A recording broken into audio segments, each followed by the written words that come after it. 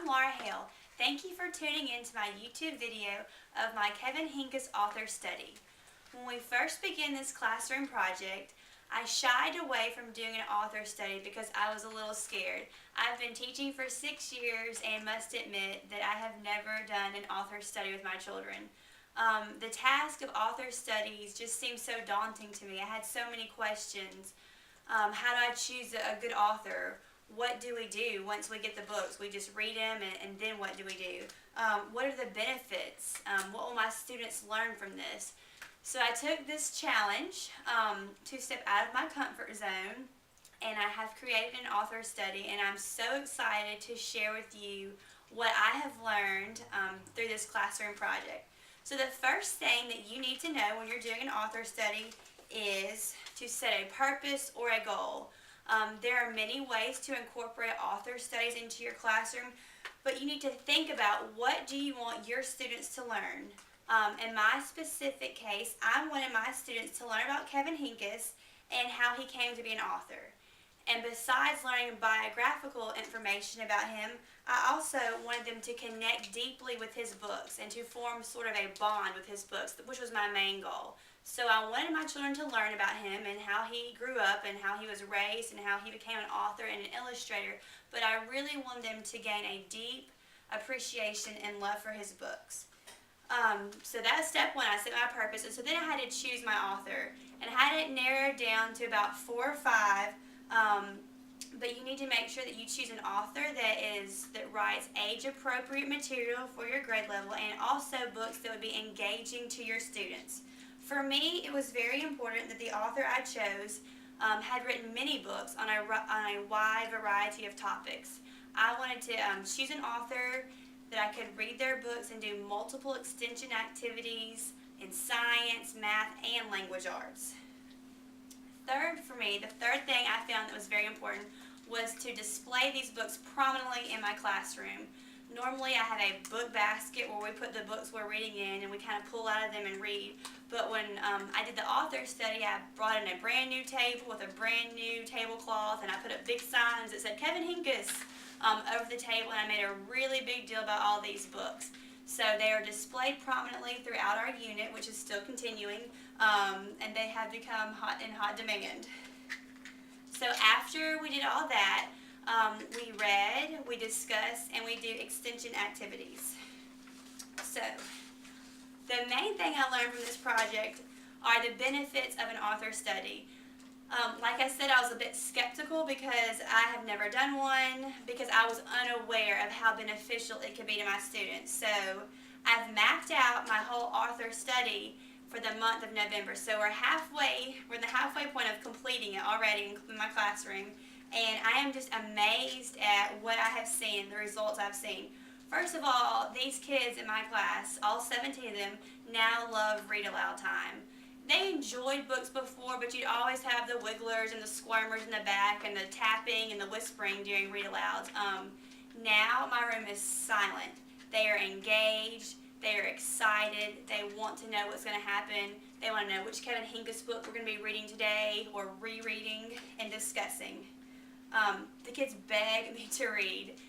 And that is a great feeling when your kids come to you with a book in their hand and say, please, Miss Hale, read this book again. It was just so good. So the Kevin Hinckus books are disappearing off the table left and right during free choice time, and they're really wanting me to read them again and again. I call it fighting over books during free time, during free reading centers. Usually students would read their library books or one from my bookshelf, but this whole month it has been straight Kevin Hinckus. I've put out many fires and many arguments about I'm reading Chrysanthemum today, or today's my turn with Owen. So I've had to learn how to share. I had 17 Kevin Hinckus books in the classroom, and I have 17 students, thinking that we would all share and it wouldn't be a problem. But they've enjoyed it so much, it's a problem. Well, it's a good problem to have that they're fighting over the books. The new highlight of being the helper of the day in my room is no longer running errands. It's choosing which Kevin Hinckus book we will read that day. So each day we come in, we're on a rotation, and the children know the rotation of the helper of the day. And the helper of the day now gets to choose what books we will read in the morning read aloud and afternoon read aloud. They can choose any of the Kevin Hinckus books that they would like. And that is a really cool job that the kids are enjoying. And the kids, like I have mentioned, I wanted them to form a deep bond with these books. I wanted them to know these books backwards and forwards. I wanted them to be able to retell the stories to their friends, their moms, their dads. And they really do know these books very well, and I feel like they know Kevin Hinckus. I teach kindergarten, so we got into a little bit of his background, where he grew up and how he was raised, and really, most importantly, how he became an author and an illustrator. And I think I've really made my kids aware that anybody can become a writer and an illustrator if they are dedicated and study and work hard. Another great benefit of my author study is that the activities and extension lessons I have planned covered so many state courses of study, including math, science, and social studies. So not only are we reading and learning about Kevin Hinckus, we're also covering so many state standards that I would not have even addressed in November of the year. We're talking about the moon, patterns, seasons of the year, things I usually don't get to until March and April of the school year. We're already talking about because I've incorporated it into our study. And here's my promo. You know you're doing something right when you tell your children you can't go outside for recess due to rain, and their response is, well, that's okay. We can just read more Kevin Hinckus books. That really put a smile on my face to know that they were okay to miss recess if we could read some books. And I happily gave in, and we read about 3 last week when it was raining. So now I'm going to give you a little bit of the biographical information that I've learned about Kevin Hinckus. He was born in 1960 in Wisconsin, and as a child he always loved drawing and reading. He was encouraged by his parents and his teachers from a young age. They saw talent in his artwork, and so he was encouraged to keep drawing, to keep painting, to keep doing all kinds of artwork, which he really enjoyed. I thought it was really interesting that he was one of 5 children. He was the 4th child in the family, so we enjoyed as a class talking about, who has siblings and how many siblings do you have? Kevin Hinckus had 4 siblings, and even in that busy household, his family took time to read and promote how important literacy is. And so he was constantly in the library and taking books around with him everywhere because he really loved books.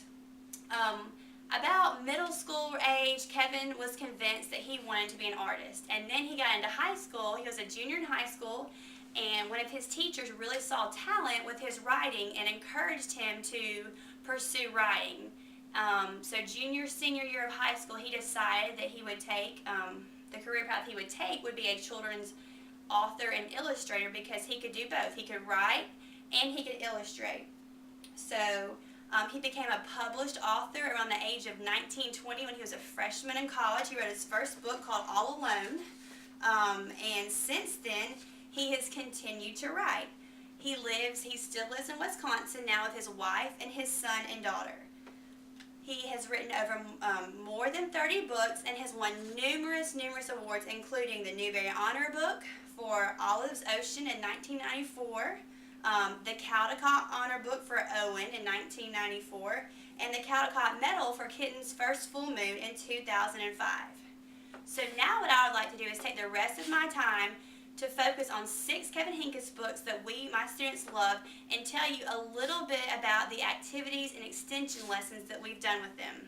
The first one I would like to share with you is called Old Bear. This is a great story. I'm just going to read you the first couple pages about a bear who's hibernating and the changing of the seasons. Okay? By the time Old Bear fell asleep for the winter, it was snowing hard. Okay, so we start out and we see that in the book it's winter, and then he's dreaming of spring when the flowers change. Alright, so we see that Bear keeps on dreaming and dreaming because he's asleep. And at the very end, Bear wakes up and it is springtime. So this book, one of our state courses of study says that kindergarten students should be able to identify the seasons of the year. And I didn't show you all the pictures in the book because it would take